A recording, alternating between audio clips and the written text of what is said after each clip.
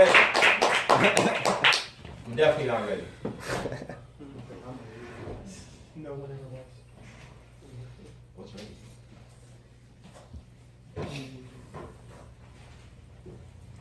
Trigger warning. I don't think God wanted me to perform this poem.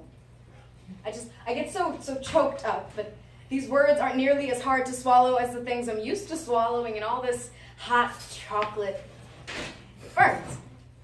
The second time around, it burnt my tongue just a little less. I think by that point, my taste buds were already numb. I think I'd gotten used to the hurt and the stretch of it and the taste, the feel of clay cup breaking will till I couldn't distinguish pleasure from pain, and that was nothing.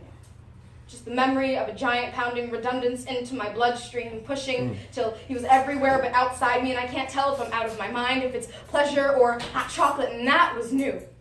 Not the stretch of it, but compliance, not the second, but the first time I heard the phrase, not all men, I gagged and spit out the ashes as though anyone with teeth and lips even muttered the words all and men and are and rapists or giants or chocolate in an insulting fucking sequence. I hate that little blip thing crucified proudly on meninist minds everywhere. The casual reminder that there's an army of brony, frenzoni, fedora wearing redditors practically jerking over themselves in less than those fuckboys should be avoided at all costs.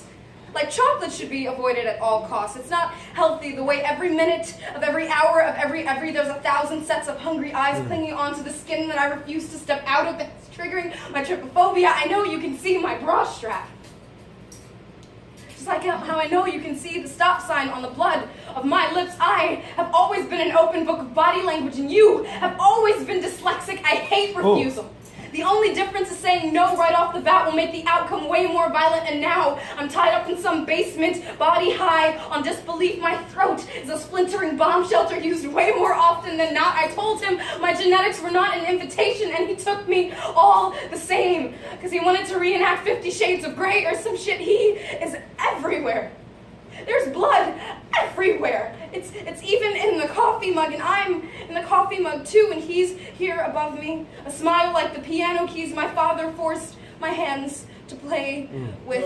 Coffee mugs that break when they fall away. Spines doing shit. All these ceramics got scoliosis. Figure I better stretch and burn like slide and sweat like hot and heavy. So that's why they call it hot chocolate, because it's this heavy on the tongue, slick foreign thing burning up the virgin on the floor he took me on. Was unfinished, was rough like the unfinished feel of a coffee mug, and he just whispered past the steam rising. Told me the only fluid he didn't like in this moment were the tears on my cheeks, as though that would be enough.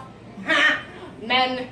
Not all, but enough men. You remember Hitler was only one man, right? And he wasn't the first or last to leave a trail of bodies in his wake, and even after death, I still feel all these eyes on me. I kick, and I scream, and I cry, and he just looks at me, head cocked to the side, confused doggy style, and he says, "You're a woman though, right? You're used to bleeding once a month." Wow.